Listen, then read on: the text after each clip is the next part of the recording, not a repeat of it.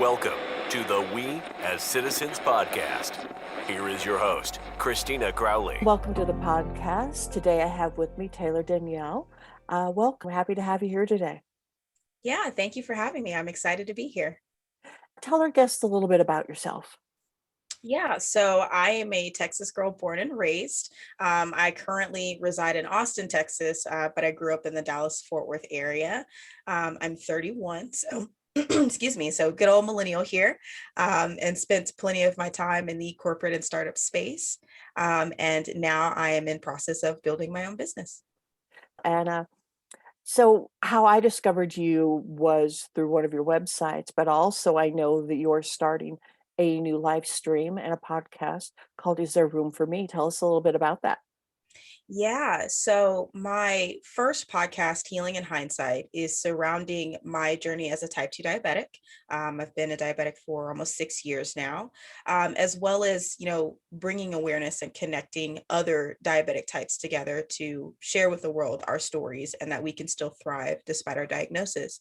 But in that process, I'm 3 seasons in right now.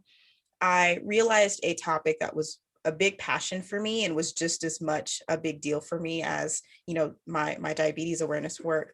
And it kind of stemmed from, my time in the corporate wheel and my, livelihood as a woman of color, of feeling like when I want to engage in something or pursue something, that there's already a table. People are already sitting there and you have to kind of gain your, admission to be a part of it. And it reminds me of this. I always think about back in high school when you're in the lunch line and you're looking for somewhere to sit. And I had a pretty eclectic group of friends. So you might have some friends in this corner, and you're not sure where the heck do I sit? And am I allowed to? You got the cool kids on one side and, all that kind of stuff. And so it just kind of built up this concept of like, is there actually room for me to do the things that I want to do, with all the different stigmas that are laid on you, whether it's because of your ethnicity, whether it's because of your gender, whether it's because of your age. There's so many things that tell us that we're not allowed to, or we have to earn our keep. And so this was kind of born out of that, because through my struggles with my diagnosis and even just in general as a young Black woman, I'm trying to figure out where I belong. And it just sparked that I don't need to belong. I just need to belong with myself. And if that means creating my own space, well, hell yeah, let's do that. And so that's where this show stemmed from, is my journey of true self-acceptance and being willing to carve my own path and just sharing the message to others that, hey, if it's not designed for you, that's cool. Make your own. And so I love the idea of is there room for me, because we all we've felt that before. Yeah. But was there one instance that made you that aha moment, that gave you some clarity of what you were experiencing? Yeah, it's actually when I started my first podcast, because, when you're doing something, especially in the health and wellness space, it comes across like it's supposed to be inclusive of all. And then when you start to dig into that space, you realize not exactly. And so my first attempts at creating something with Healing in Hindsight, I actually tried to make it a blog at first before I turned it into a podcast.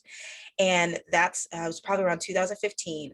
And that's when the nutrition and fitness world was really booming in the blogging space. Instagram was really starting to take off. And I tried to fake my way into that space. I tried to mimic what I saw because that's what the success was coming from. And the people that I was trying to mimic didn't look like me. And so it was hard to connect because I was trying to sway an audience that I could never relate to, honestly. And so it started this journey of like thinking back in my corporate life. I got into, managing, and I was a corporate trainer, and even climbing that ladder was really difficult, of feeling like all the doors were shut for me, but you want my opinion, especially because I'm a woman and then a woman of color on top of that, on how we should run things and do things with the company. But I can't get the title or the seat to really, affect change. So it just sparked all of these moments in my life of like me just waiting at the door and asking permission. Can I come in? Am I allowed to sit here? Am I allowed to be here? and feeling like those experiences might help somebody because I had to work through them. And through working through them, I discovered all it took was me being myself. And the more that I stopped asking permission to be myself in any space, the more things opened up for me because I was indirectly demanding respect of this is who I am, and that should be enough.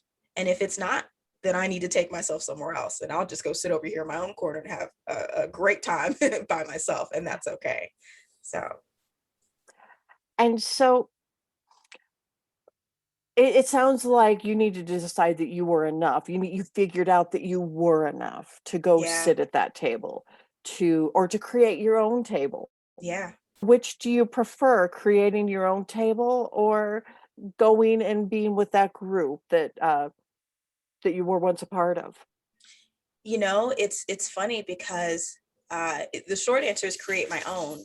But when I go back to that lunchroom analogy, I remember moments where I couldn't decide where to sit. I couldn't. There was too many options, and you know, um, there would be moments where I would literally find an empty table and just sit there, and then certain friends would just gravitate.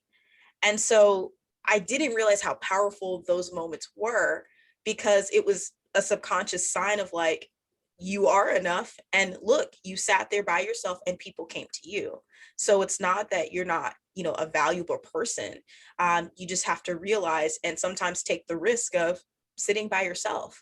And so I'm also somebody who, I don't mind following and being a supporter, but I've always found myself called to lead in some form or fashion and being kind of a glue, a go between or a springboard to help two sides understand each other. When I was a trainer, I had to help entry level employees be understood by management and, all these, just certain middle ground positions.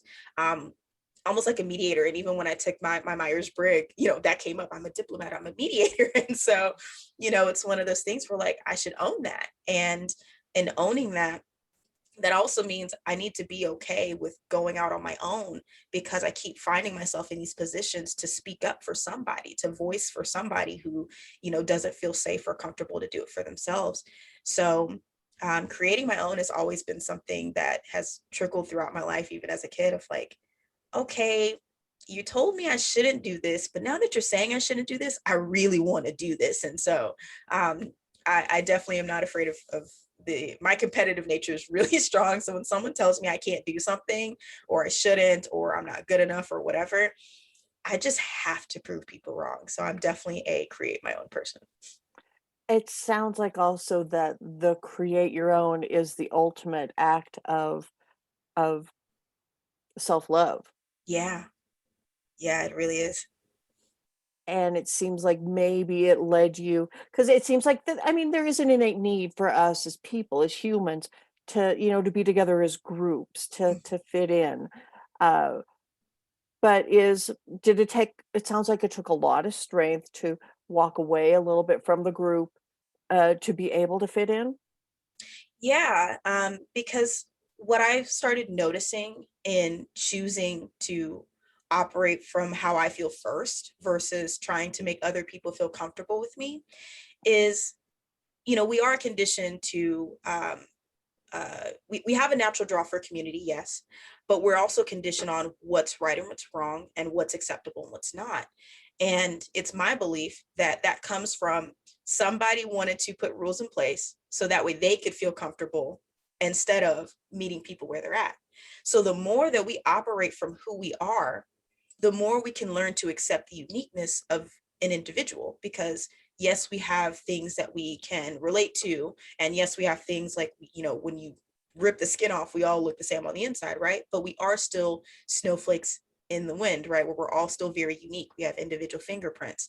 And so if we don't show who we truly are, we'll never know how to adapt to those environments with people because we stay stuck in these boxes of, no, they said I need to be polite. No, they said I need to be this. No, they said I need to do that, even though it's possibly killing me on the inside because I'm not free to be who I am. And so it is the biggest act of self-love, of choosing to be you first, because it's not your job to manage other people's emotions. It's your job to just bring what you can and be as honest as you can, and let other people, make those decisions for themselves. So But it can't have been easy. no, not at all. So in doing that shift, it sounds like there was a shift of maybe peer groups, for lack of a better word, maybe creating your own peer group while creating your own way in the world. How hard was it, and what did you do or use to get you through? Yeah. The biggest thing that I advocate for is mental health, anything. So definitely therapy has been a huge part in that discovery, in that ability to manage those hard moments, because the moment you start acting in your true nature and your true self, you will see your circle shift. You will see people that you thought were your closest friends suddenly start to fade out for no reason. There's definitely some relationships that I have zero closure on. They just stopped, and so I had to be okay with not having the answers to the why, and that whatever shift that I was going through in my growth, it triggered something in them, and they had to go find their own journey of peace with themselves, because I used to beat myself up like I did something wrong, what is it about me, and chase them down like, please engage with me, I don't understand what I did wrong. Yeah. And they either wouldn't respond or they couldn't tell me because they probably had no clue what it was. It's just every time I'm around you I feel icky or this or that, and I had to Mhm. stop taking on that burden of, it's my fault. I see it as I shed a light, and that's okay. And Yeah. it definitely hurts, especially friendships, especially female friendships. Um, there's a grieving process when you connect with someone and you share a lot of intimate moments, or you go through challenges together, and suddenly that breaks and you don't have any insight as to why. But it just became a regular habit of, you know what, I'm gonna feel what I feel, right? Because part of that, growing process, part of that learning to be okay with these challenges is allowing myself to feel, because we're told, especially as women, we shouldn't. And, Mhm. there's no place, there's no room, but there is, because when we bottle that up, that's how it implodes later. And sometimes that's what I feel is happening with these relationships, is that implosion, because Yeah. you see something that, I wish I could do that. I wish I could just step out. My dad used to joke about, I play video games, and he tried to play video games with me and keep up as the consoles got, more advanced. And I never read the manual when they still had manuals for video games. I never read them. I just press buttons. I'm like, let's see what this does. Let's see what that does. And he's like, no, you got to read the manual. So my dad's, reading through all the manuals on what buttons you're supposed to press. And he would get so upset because I would get Yeah. skilled faster. And, every now and then I would take a peek like, oh, that makes sense. But for the most part, just try it. And he's like, I can never wrap my head around that, because I feel like there's an order that you have to do to it, until somebody shows you, no, you don't. You can try it a different way. You don't have to color inside the lines if you want to do a whole landscape in the background. That's okay. And so in that process, I needed to get with somebody who could help me, soundboard these thoughts and recognize this is a normal feeling and this is not. And hey, yeah, you might need to work on this area because you might have been wrong in saying this. And therapy and being okay to share how I felt and not hide that from people were probably the two biggest things that helped me, get to a place of like, it's okay to be me. Because if I don't share my truth in a respectful way, I'm definitely not attacking people, and learning the right language to use. I think that was a big piece. Is I'm not saying this is what you're saying. What I'm feeling, what is Brene Brown? The story I'm telling myself. That's my Yeah. favorite. you know, um, to help people understand this is the messages that I'm receiving. This is what it's translating to me. So make sure I'm translating the right message. And if I'm not, I need to check that with myself. So Sounds like you came to an understanding that, you know, people are in their own world, but mm, yet people are telling themselves their own story. yeah. And did that Was that like a big moment for you? Because for me, I think, wow, to know that uh, it does change things. Yeah, my partner is probably, God bless him, because he is the person that I really discovered that through, of like, he's very literal. And I'm very imaginative. I'm very, hopeless romantic in my words, Shakespearean sometimes, if you will. And so it caused a bit of strain, because I'm like, he'll say something very literal. And I'm like, no, what you're basically saying is this. He's like, no, I literally said this. Don't twist my words. This is exactly what I said, which is exactly what it means. And I found myself just hitting a brick wall, because, he's not getting overly angry. He's not reacting anything. And I had to challenge that within myself of like, okay, why am I becoming so emotional when he says something that's very literal? And it's not actually these storylines that are, I'm creating. And it's honestly just from years of doing that, and not having a partner being able to check that with me. Um, there is a small bit of it of just my gut of like, this is what I'm feeling. And I've had to start using that language with him. Like, when you say that, I kind of feel like it's coming across like this. And sometimes I'm right and sometimes I'm wrong. But taking that 2 seconds to confirm that makes all the difference. And now our language is so different. Like, this made me feel like this. I know that's not what you were saying, but I just want you to know that I'm sorting through, this emotion. And so he is a big reason as to why I had to work through that, because he was not letting me get away with this. Like, that's whatever that little tail in your head is, it's not it. So stop it. Did knowing what you were learning along the way help you with the other thing in your life, with your health diagnosis? It seems like there was a lot to juggle. Yeah. Between managing a condition that people can't see, unless I'm, wearing my CGM, or constant glucose monitor, as we reference it, or you see me taking my medication, or, you don't really know that this exists. And so that's one battle by itself, because you're kind of Mhm. doing it silently if your circle isn't fully aware. And then in the professional realm, I was coming up against so many walls of like, why can't we speak plainly? Why are we having meetings about another meeting? When the plain answer is, the workers are disgruntled because of this. Y'all are doing this. Where's the middle ground in this? And why aren't we speaking in terms that make sense? We're talking in circles. There's just as much political speech in corporate as there is in government. Yeah. I can't stand that. And Yeah. so, as I was going through that and then trying to build the show while I was working, um, I did get laid off, in the midst of the pandemic. So my managerial job ended, and then I stepped into another role with another company, which was a good step back. I kind of got to go back to a role of being a subordinate versus being a leader, but I hated it. Yeah. And it wasn't because the company was bad. It was just, it was me taking so many steps back from where I was already going. And then my illness started to play another role. I started having really bad migraines. Um, the civil unrest stuff was Yeah. stressing me out, Yeah. and my partner's military, and he had to be out on the COVID mission.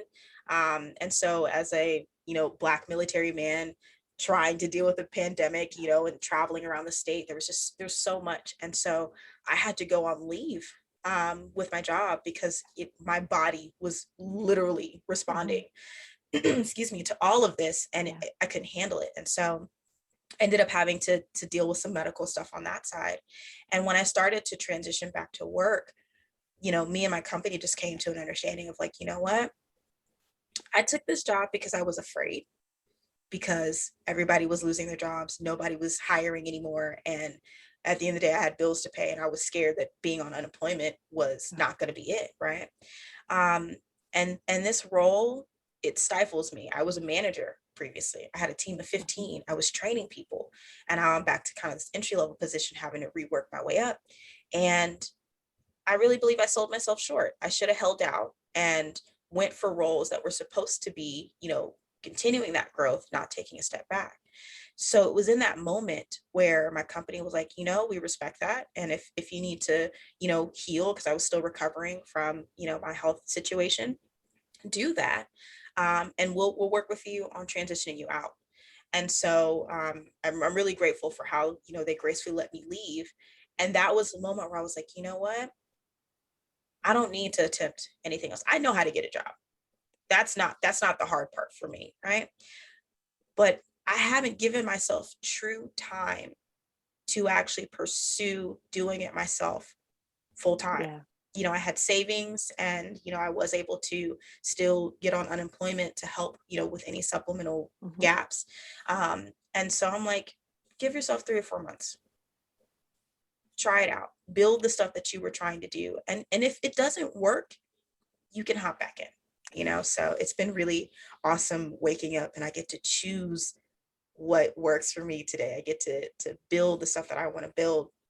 And now I'm telling everybody, just quit your job. But I'm like, okay, maybe have a plan. But Yeah. it was the most freeing moment to just be like, I am my job. Yeah. So. Because fear, man, the past year was, it was just a fear-based year. Yeah. Uh, and to have a setback with your health, what physically did you do to manage that? Because I know for me, I do meditation. I couldn't have done enough meditation last year to get me through. It was a rough year. Yeah. Uh, Yeah. I did get into meditation, and I actually struggled with it a lot, which I feel like everybody has where they struggle with it, because I thought I had to do it, how all the gurus do it. And it took actually finding my own meditation style, to be okay with it, to recognize the thoughts are going to come, and that's cool. If you don't quiet them immediately, that's not necessarily a bad thing. You're taking the steps. So there definitely was a lot of sitting in silence. But I think the biggest thing is I love to write. So journaling is something that stays in rotation. And I used to beat myself up when I'm like, I'm not journaling every day. And I recognize that that's okay too. Sometimes I have something to say, sometimes I don't. And, part of my job now is I spend a lot of time talking, and it's very therapeutic, even when I'm, doing a guest episode or whatever. So sometimes I just naturally relieve myself.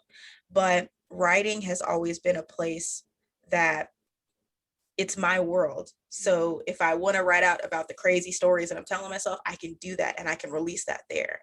If I want to ramble about something weird that I've been thinking about, or I've been trying to log my dreams more.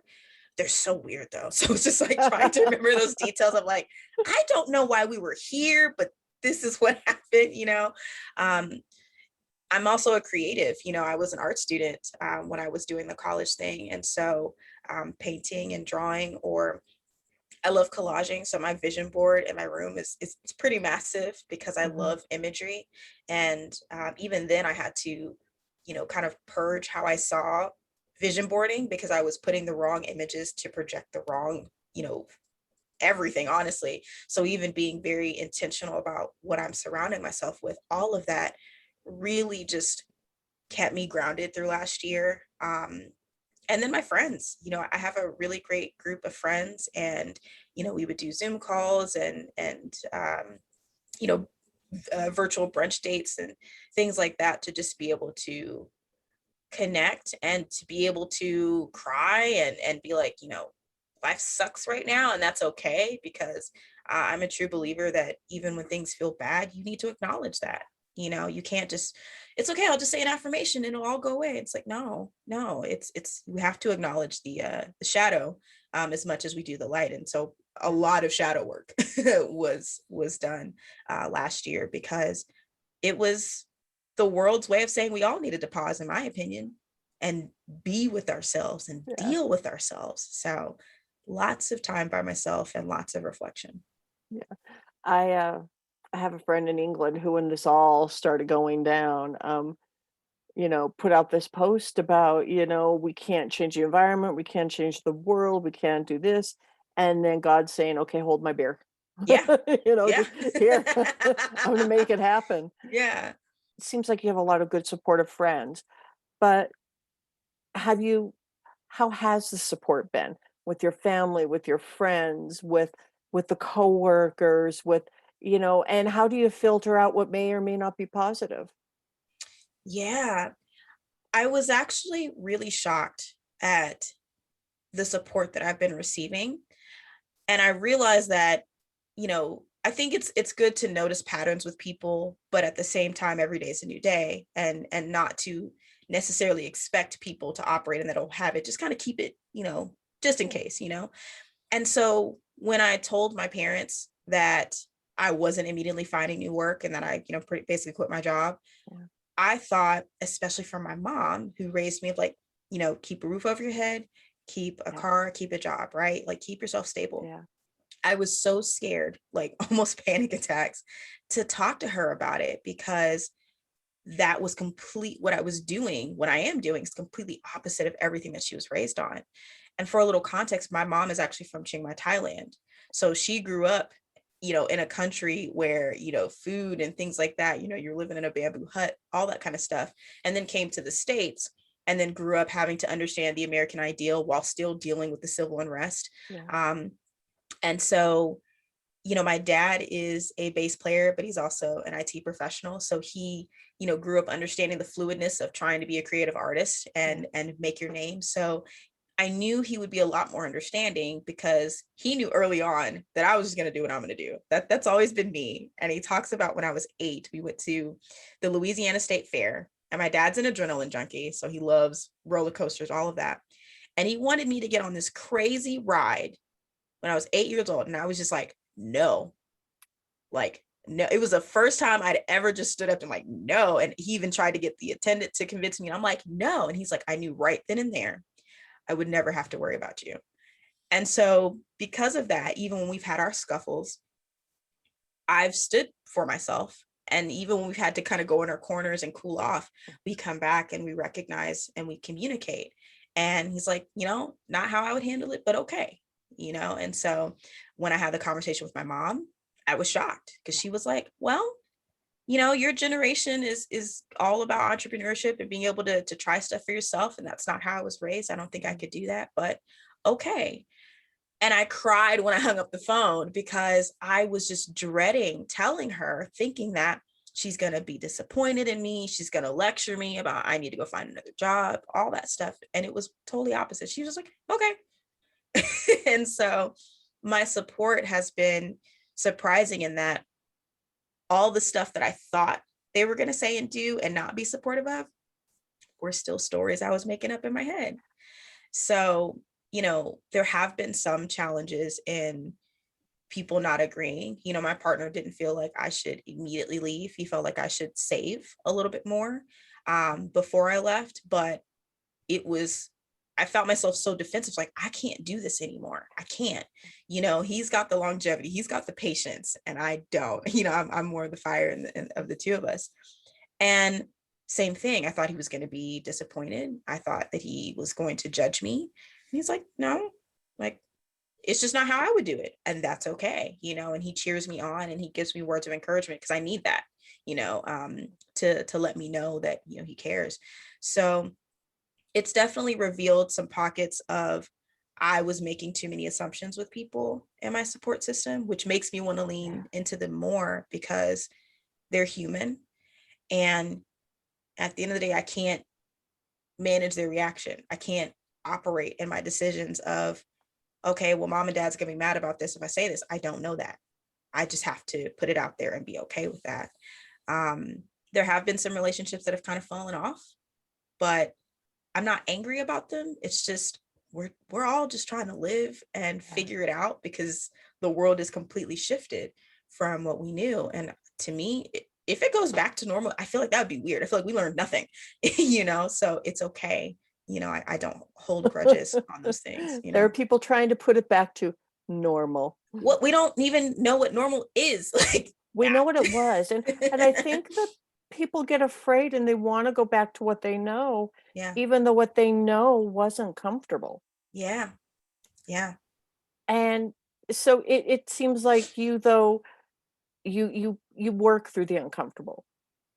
Yeah, I mean, pressure makes diamonds, right? And so the one constant that I can have is myself, because your environment is ever changing. Like, that's never going to stop. And I think that's a part of, society, where our collective thinking has to change. Like, Mhm. we've seen through time, it will always change. Nothing will ever be the same. Someone will always want to see a different perspective on something. And we just need to accept that that's okay.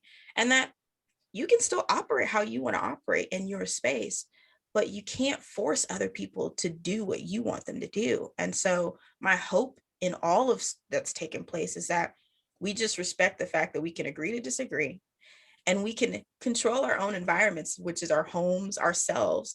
But it doesn't mean we have to force the rest of the world to change in a way that we want it to. We just have to be able to be adaptable and go along for the ride. Um, and, I feel like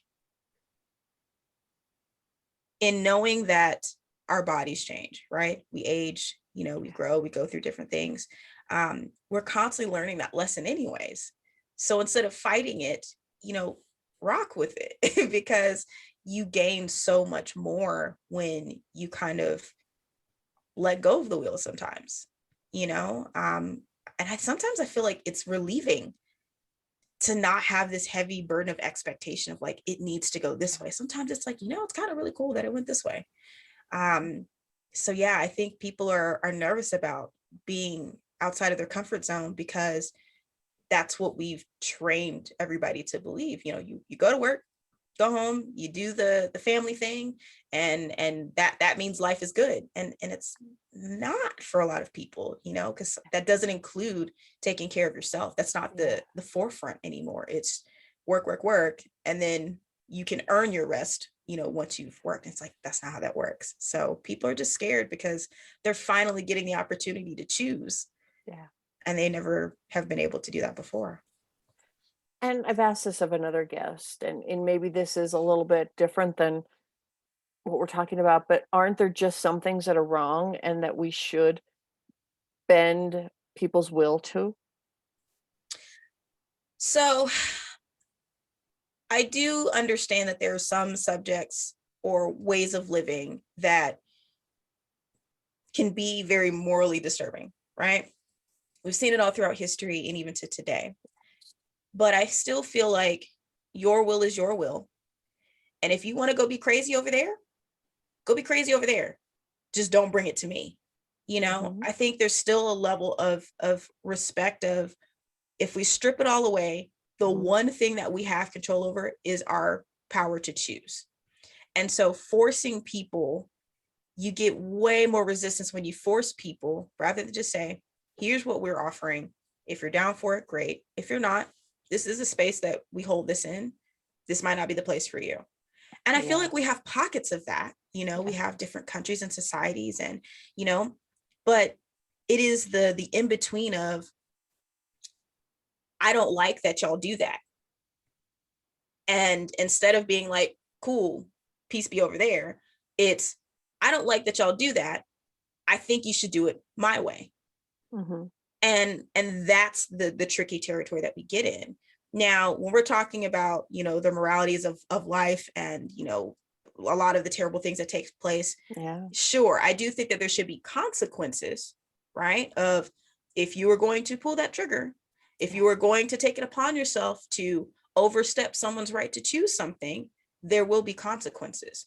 But it doesn't change the fact that I'm not going to force you to choose. You just need to know, here are the options, and there are consequences to that. And so I think when we operate in that type of mindset, there can be a collective cohesion, because it's not taking away people's power. It's learn, you work through, and a lot of it, I feel like a lot of the, the murder and the destruction and all of that, half of that is because we're not allowed to figure ourselves out, because we're so conditioned in this way of, we have to operate this way. Yeah. We're never given the option of, I think of medical diagnosis. When do Yeah. treatment plans include mental health? Yeah. Take this medication, but at the same time, let's get you a therapist. And we're not going to make going to therapy way more expensive than picking up the medication, right? Yeah. We're going to put them in a package deal, because this is hard stuff. And people have to be able to mentally and spiritually work through the hard stuff. But we're stripping that out. Yeah. And that's what controls how people make their choices. So if we set up the system to where it's like, we're respecting you as an individual, and we're going to give you the tools on how you can work through these difficult decisions, I feel like the world will look a little bit different, and there might be a little less craziness, because people are allowed to address those parts of ourselves that we as a society say that's bad. It's not bad. It's just, we have to work through it. We have to, I like the yin and yang thought, because they're both there. Sun's up during the day, moon's up during the night. Is the moon bad because it's dark? No, it just is what it is. And we have to have both, so. Yeah. Giving people a way to deal with the shaming and the blaming. I'm sure with a medical diagnosis such as diabetes, I'm sure that you've been shamed and blamed plenty. I know that goes on. Yeah, it does. And it's something that the diabetic community is constantly having conversations about. And it's a big part of, my show, in that I started out it being just for type 2 diabetics. And midway through my second season, I was like, you know what? No, that's not the conversation that needs to be had. I need to talk to everybody. And this season alone, I've had someone who's had type 2. I've had someone who's reverse type 2. I've had someone who has MODY, which is a deeper genetic form of it. I've had someone who, plenty of type 1s. And it's frustrating for all of us, because if I just say diabetes, people already have a thought to it, right? But then if you say, oh, I have type 1, which are typically insulin dependent folks, there's a bit more empathy. There's a bit more, oh, well, you didn't cause that. Right. Yeah. But you say type 2, right? Whether you're insulin dependent or not, it's, oh, well, I literally heard a medical professional in a clubhouse room say once, oh, well, let's be real. Type 2 is just a series of bad choices, and you got what you got. I'm like, are you shitting me? Like, no, like, diabetes runs in my family. There is a genetic component to that.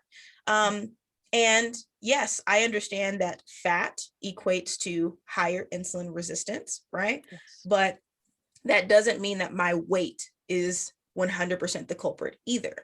So having an endocrinologist tell you, oh, well, if you just drop 40 pounds and take this medication, then we'll wean you off the medication. As long as you don't gain the weight back, you'll be fine. And as a woman on top of that, with these crazy beauty standards, I'm sorry, 40 pounds, right? I don't think I'm meant to be stickly thin, right?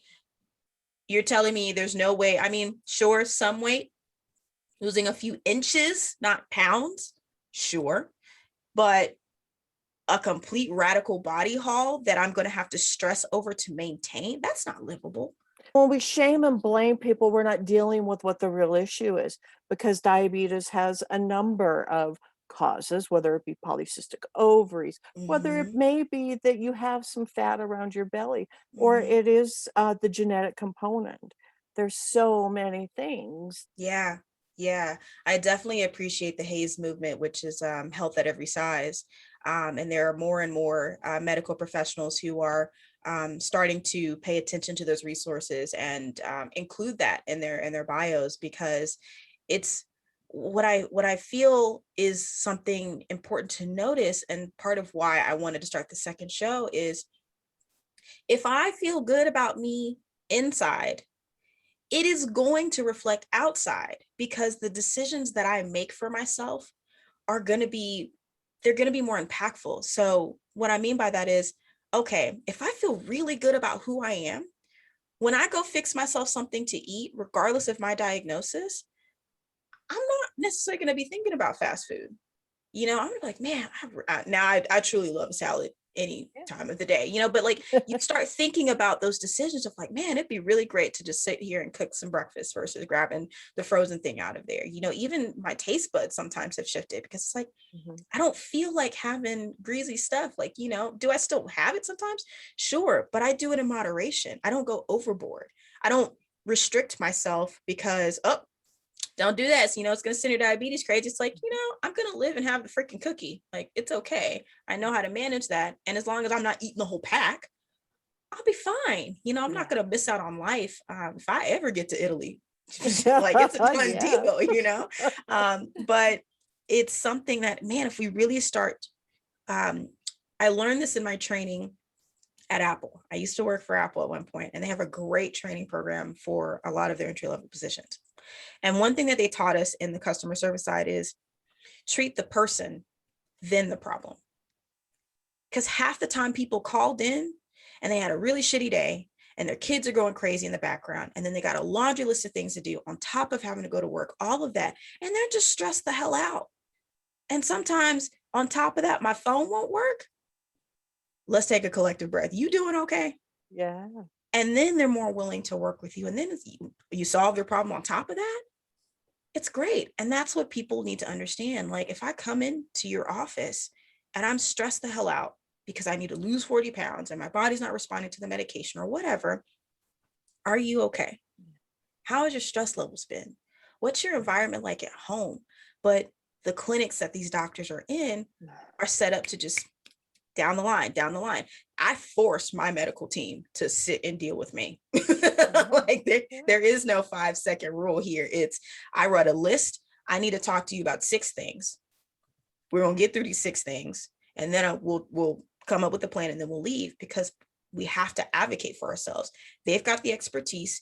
You have the context, and we have to force them to hear the context and not allow our doctors to turn into our parents, because no doctor's lecturing me. We're going to work together on this. And so when we don't treat the person, it leads to all of these excess things.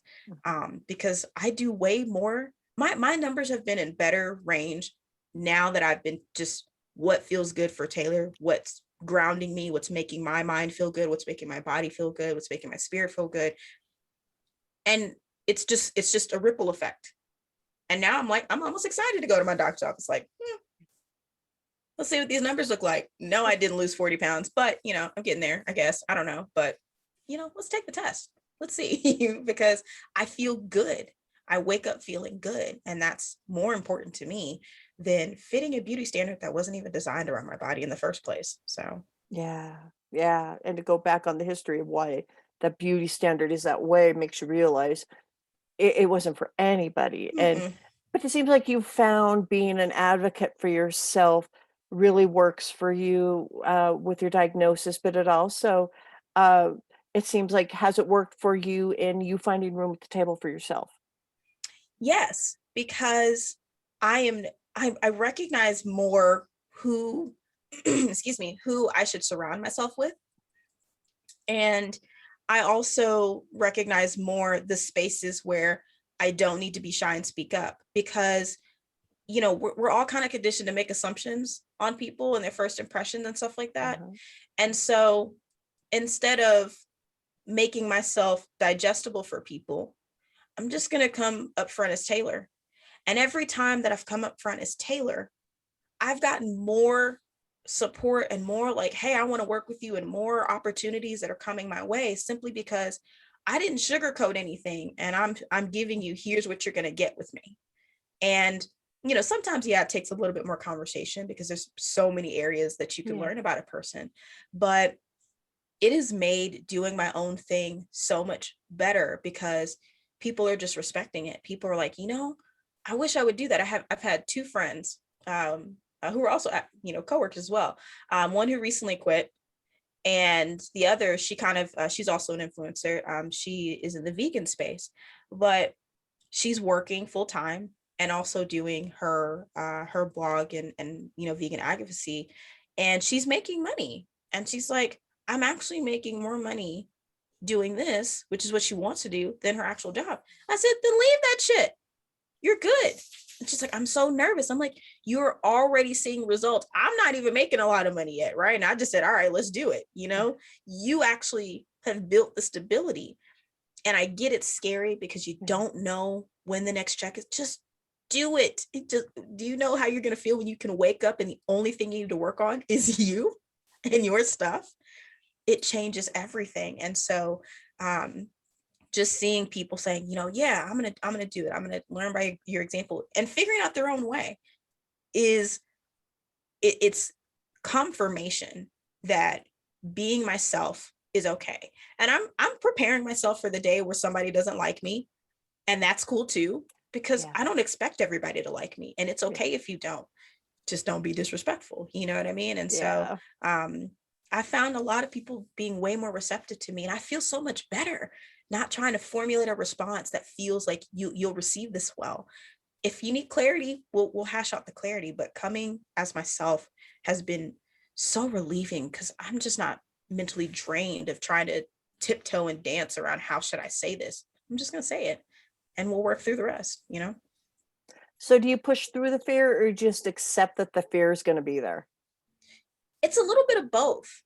Um, Accepting that the fear is going to be there, I've kind of reframed that as that's my indicator that I probably should be doing it in the first place. I kind of have this literal reaction where I get this feeling in my belly when I talk about something that I'm passionate about, or when I'm brainstorming, or when I'm in flow, something I start like physically leaning forward.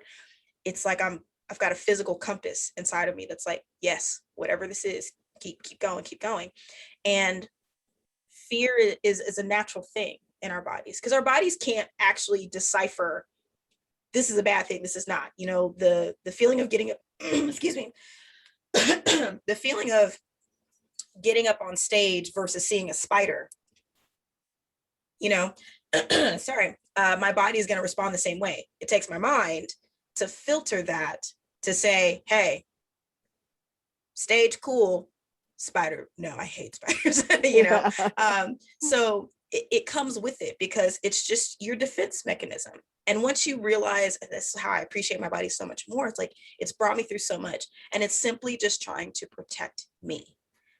And sometimes it's just like, overprotective parents. Sometimes it's like, it's okay, mom and dad, I'm gonna go do it, look, I'm okay.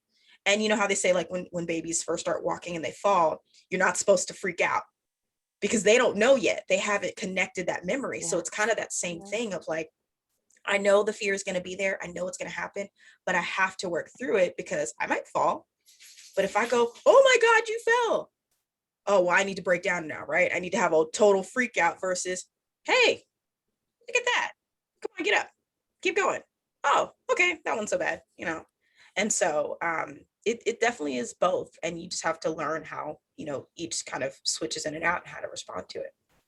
What would you like to tell the audience that maybe I haven't asked you about yet? I would say, because all of this sounds really great and fluffy and amazing and all of that, right? Sure. But make no mistake, it's going to be hard. Some days are going to suck, and that is okay. I don't think we say that enough. I don't think that we pair that in with all of the positive stuff. I hear the phrase toxic positivity circling around a lot. And I do think it is a thing where we try to overcompensate for, we just want everybody to feel good, but it's just creating this ideal that we can never acknowledge the bad. And I say air quotes bad, because it's not always necessarily bad. It's just misunderstood. So it's okay if you wake up one day and you're not feeling it. It happens to me. I'm not going to sit here and say I wake up every day and I'm awesome. No, some days I wake up and I'm not feeling it. But what that does tell me is I deserve rest, and I should take it slow, and I shouldn't overwhelm myself. And if people start to overstep my boundaries of I'm in a weird space, I need to be able to speak up for myself and say, hey, okay, I'm going to get this done. I just need a minute, because I'm feeling this kind of space, and I'm just trying to manage and keep this all in check. So if you could just give me some time, or especially in the corporate space, I know the Slack messages start coming in back to back to back, and it's just like, okay, I'm letting you know I've received this. Can I get a minute, or can these 2 tasks be passed off? Like, I'm having a rough day, and I just need to take it slow, right? And the minute we start acknowledging that and speaking to that, people will start to understand that, and that pattern kind of builds. Because when I was a manager and people told me that, I was like, okay, I'll need to go ham on you today about some stuff, right? This might not be the best day to give you some feedback about something that might not have went well. We'll navigate around that. Maybe I need to check in a couple more times, like, hey, are you good?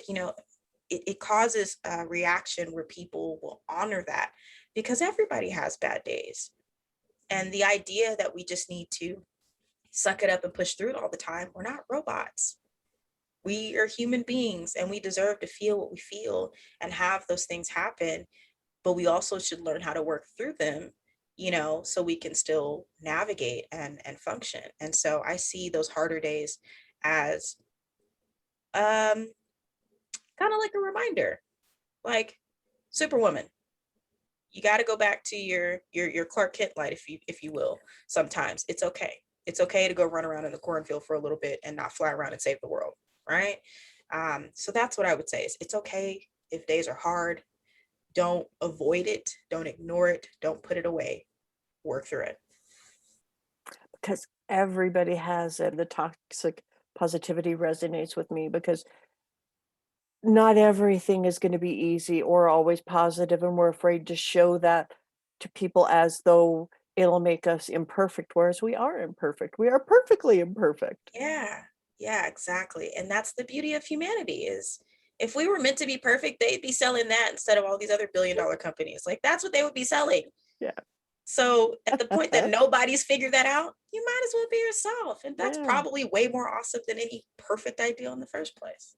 And it sounds like you found that that's what moves you forward. Yeah, because, nobody's me. And so if I keep trying to fight to live someone else's life or through their lens, I will never know how I actually perceive the world. And so it makes life fun again, honestly, because it's like everything is new and fresh because I actually have taken the time to understand what does Taylor like, what does Taylor believe in, what does Taylor want to fight for versus, and I don't blame my parents at all for any of this because they were doing the best they could. Yeah. And that's what they were told to do is teach them to do this. Yeah. But they also taught me to think for myself. And so sometimes I've even told my dad, he hates his job. And I'm like, quit. Pursue your music, do your thing. You've earned it. Your kids are grown. We're out the house. You've earned it. You can go back to being short. Yeah, you can go back to being Tony. You don't have to be dad. You're also you're also yourself. And that came into the world first before any of us. So, it's it feels good doing stuff from my lens and learning from others. I don't see it as a challenge or competition or I need to see something this way. I love perspective. So it's like, never thought about that. Let me check that out, versus fearing it. So. Mm-hmm. And I love the idea of your new show, Is There Room for Me? It's either, I think by the time this airs, it'll be starting soon. So where will people find that? Yeah, so I will be live streaming the show on Wednesday afternoons, I think 3:30 Central Standard Time, through Twitch and YouTube simultaneously. And I'm still playing around with it, so the days and times may change, but those are the two platforms where you'll find it. And if you want to check it out, or if you want updates on it, you can always check out my Instagram at just Taylor Daniele. That's Danielle with one L, Daniele. And that's where I have all the announcements about the show and all the things I'll be talking about. Well, thank you very much for joining me today. It's been a pleasure talking with you. Thank you for having me. I really enjoyed this. Thank you for listening to the podcast. Be sure to subscribe wherever you get your podcasts. The We as Citizens podcast, because conversation matters.